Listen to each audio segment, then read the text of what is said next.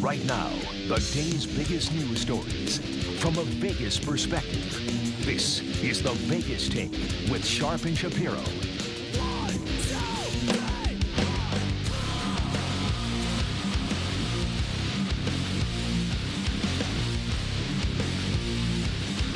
All right, welcome back. It is the Vegas Take, rolling out hour number 3. Sharp and Shapiro, glad you could join us.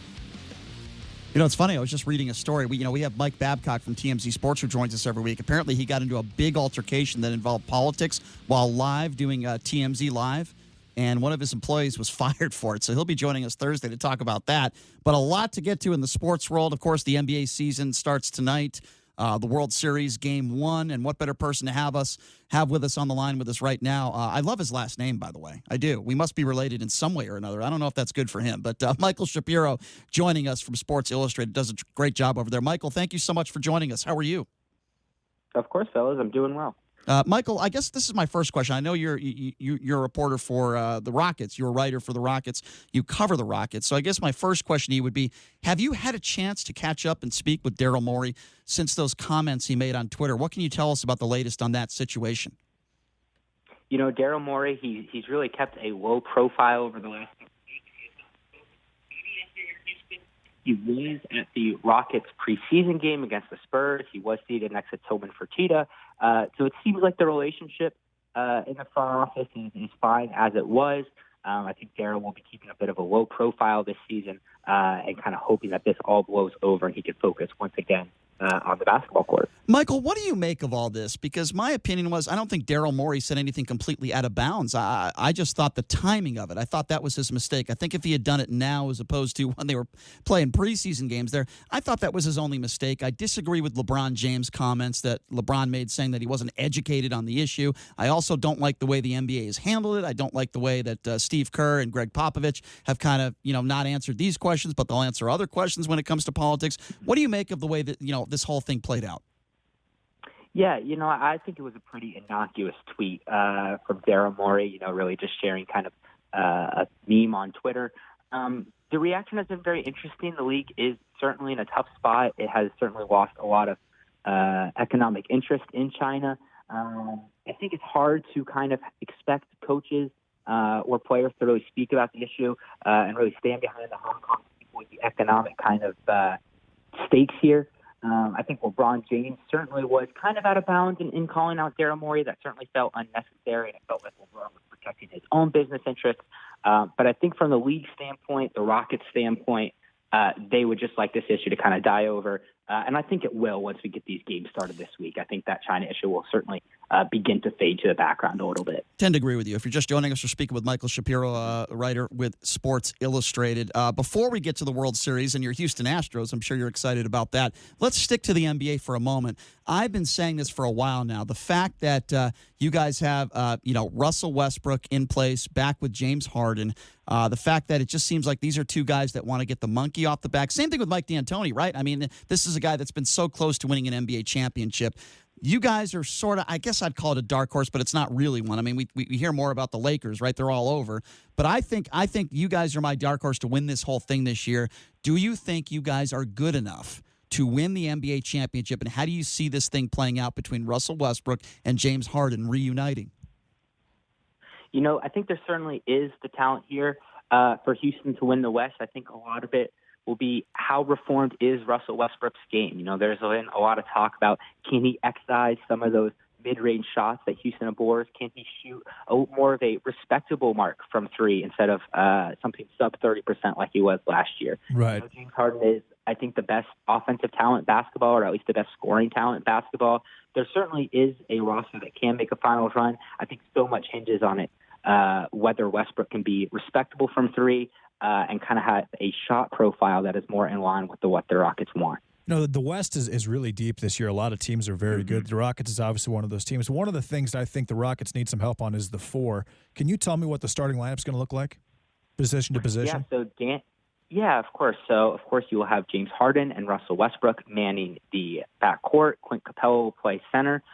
P.J. Tucker and Daniel House will get the forward spot. Eric Gordon is kind of shift from his starting role back to the sixth man. Daniel House is a guy who's not really well known around the league, But size-wise and skill and athleticism, especially on the wing, is someone who can cause a lot of defensive problems for other teams. He can lock down, or at least attempt to lock down, guys like Steph Curry. He can also slide onto larger wings like Kawhi Leonard. And then really the linchpin of this defense is P.J. Tucker, who is 35 years old. He has been around the block plenty, but he has really proven to be such a defensive ace for the Rockets. He's incredibly versatile. He can guard point guards through centers.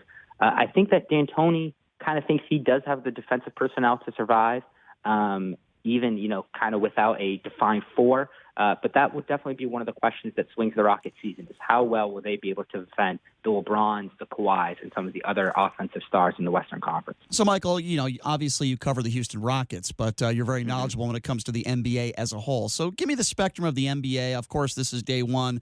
I would imagine it's going to take some time for the Lakers to get that cohesiveness.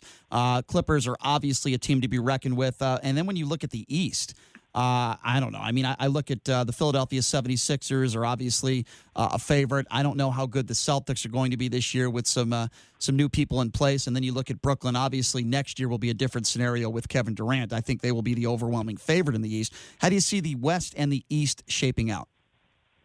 Well, I think just the conference imbalance is kind of as great as ever. The West has probably 5 or 6 teams that could really realistically win the title, in my opinion. East, it is just 2. I really don't see a team, barring a massive trade, other than Philadelphia or Milwaukee, really challenging for the Eastern Conference crown. There's that second tier of teams that are interesting, and Boston, Toronto, you mentioned Brooklyn. I'm a little high on Miami, but those teams really seem outside the top 2. So when you're looking out East, I think it's Philadelphia and Milwaukee. Pretty much pencil them into the conference finals. And out West, it's really anyone's ball game. I think that Denver and Utah are teams that we didn't mention that also have really deep rosters. Utah made some important additions with Mike Conley in the offseason. So the West will be a real battle. In the East, it will be a real surprise if anyone but Milwaukee or Philadelphia reach the finals. All right, fair enough. Obviously, we will catch up with you later in the season, and we will continue this discussion. But the fact that you're out there in Houston, you cover the Rockets, and now the Astros are in the World Series. Game 1 tonight, 5 o'clock our time on the Pacific time versus the Washington Nationals. What a fantastic pitching matchup. Let me ask you first, I mean, what went through your mind when you see Altuve? He does it all the time, and he did it again, hit that 2-run shot in the bottom of the 9th to get them to the World Series. I mean, people in Houston they were just absolutely going nuts.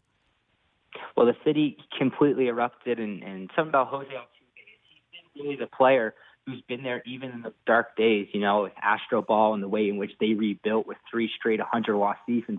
Altuve was there for that, and so he's a bit of a fan favorite as someone who's been with the team in both their bad and great moments. And when he came to the plate, you could kind of feel that with the runner on, he had a real chance to end it. For some reason, the Yankees manager Aaron Boone chose to pitch to Altuve, and he made him pay. And this World Series should be great. It's a real starting pitching matchup, one that is really a complete throwback, but with Houston and their home field advantage and the way they're rolling, it's really going to be a tough out. What do you think about this Game 1 matchup today? Obviously, the pitching matchup is absolutely fantastic. Scherzer, I'm a big fan of his. I mean, that guy is just the ultimate competitor. But when you look at your Houston Astros and the starting pitching that they have throughout this series, not to say that Washington doesn't have a great pitching lineup as well, but I just think you guys have an edge there as far as starting pitching is concerned. Yeah, I think one of the big things for Houston, especially winning that Game 6 against New York, not having to go to Game 7, that means Garrett Cole can start Game 1. And nobody in baseball is pitching better than Garrett Cole right now. He's in position to log potentially 3 starts in this World Series, which would be absolutely huge. He's a potential World Series MVP.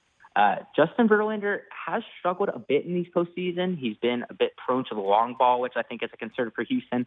But just being able to try out Garrett Cole in games 1, 4, and then potentially 7, I think is a big, big advantage for the Astros.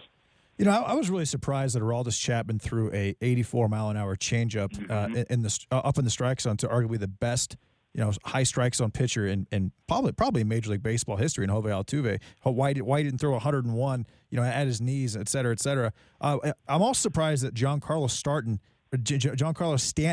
didn't play DH. Edwin Encarnacion, as you know, probably had the worst game or probably had the worst series for a DH in Major League Baseball. I think he was 0 of 23 with 2 walks and a .009 OPS or something along those lines. Do you believe that things just kind of went right for the Astros in the series against the Yankees, and do you see a downside against the Nationals? I think there are some moves that Aaron Boone and the Yankees made. I think, sticking so long with Encarnacion instead of Luke Voigt, as you said. And, the pitch selection with Chapman was rough. They also could have walked Altuve to pitch to Jake Marisnick, who might be the worst Astros hitter. I don't really think it's as much a case of luck, though. I think the Astros are a really strong team. You look at the top four in that order, going, Springer, Brantley, Altuve, Bregman. Anytime you survive that top four, you feel like you've gotten away with something, certainly. And just being able to pitch to those four guys is just absolutely brutal. The lineup is actually stacked in Houston. I think that perhaps Washington does have the starting pitching to hang in there, but the Astros are heavy favorites for a reason, in my opinion. Yeah, when you look at heavy favorites, just from a gambling perspective, I think Houston's about a 2-1 favorite. Do you think that's about accurate? Yeah. Do you agree with that? I think that's pretty fair. I read that they are actually the biggest favorite since 2007 when the Red Sox swept the Rockies. That might be a step in too much, I would say. But Houston did win 107 games during the regular season. They absolutely cruised through the AL West. I think they are pretty heavy favorites, especially with their massive home field advantage here. All right, fair enough. Michael, thank you so much for your time. Before we let you go, can you give out that information? How can people follow you and read your articles and all that good stuff? Give out that information for our listeners if you can. Yes, fantastic. You can follow me at mshap2 on Twitter. You can also check me out on si.com and our new Rockets-specific website, Rocket Maven. You can check us out there as well. And by the way, for the record, Michael, I wanted to just bring this up. I destroyed Daryl Morey in the NBA Summer League ping pong tournament. This was like 4 or 5 years ago. And because I beat him in the finals, he has since not returned, and the tournament is now over. That was his tournament. I embarrassed him. So if you see Daryl Morey, just say, hey, that ping pong guy that beat you in Vegas, Brian Shapiro, says hello. Just leave a bad taste in his mouth. All right. I'll let him know. I'll tell him to bring the tournament back. Yeah. Thanks for your time, Michael. Really appreciate it. Of course. Thanks. All right, there you go. Thanks a lot, Michael. Michael Shapiro with Sports Illustrated joining us. By the way, that is a true story. Daryl Morey, the general manager of the Houston Rockets, the one who made those quote-unquote controversial remarks in regards to China and the NBA, that sort of stuff, in Hong Kong, those comments that he made. So Daryl Morey, that's a true story. He did do this ping pong tournament for years. It was to raise money for charity. It was a great event when the NBA Summer League rolled into town. So I just showed up. I was a pretty good ping pong player growing up. I'm not going to go into my ping pong career, but I did destroy Daryl Morey in the finals of the tournament. I mean, I just killed him. And there were probably like 200 people watching, a lot of NBA owners, a lot of NBA players, and I embarrassed him. And there's a video of it online if you find it. He actually throws his ping pong paddle when he at the last point when he loses. JD doesn't care what I'm talking about. That's fine. But anyway, I'm just giving you the ping pong story. Brian, you were a world-class ping pong player at the age of 12. Right? Yes, I was. I was very good when I was younger. You were featured in magazines. I was a very skilled ping pong player. You were an extremely adept and technically sound ping pong player. A table tennis. I was a phenom. You were a prodigy. But I don't look like much of an athlete anymore. This is something that I've been aware of for the better part of 2 years. But I don't look like – so I just show up and I just destroy him, and he was embarrassed. And this was his tournament, right? He actually paid for people to show up and just play. And you rocked him. And the following year, he heard I was going to play again, which I won the tournament the following year, and he didn't show up. So we were at this event, and the leader of the Las Vegas Ping Pong Association came up and talked to you. Remember that?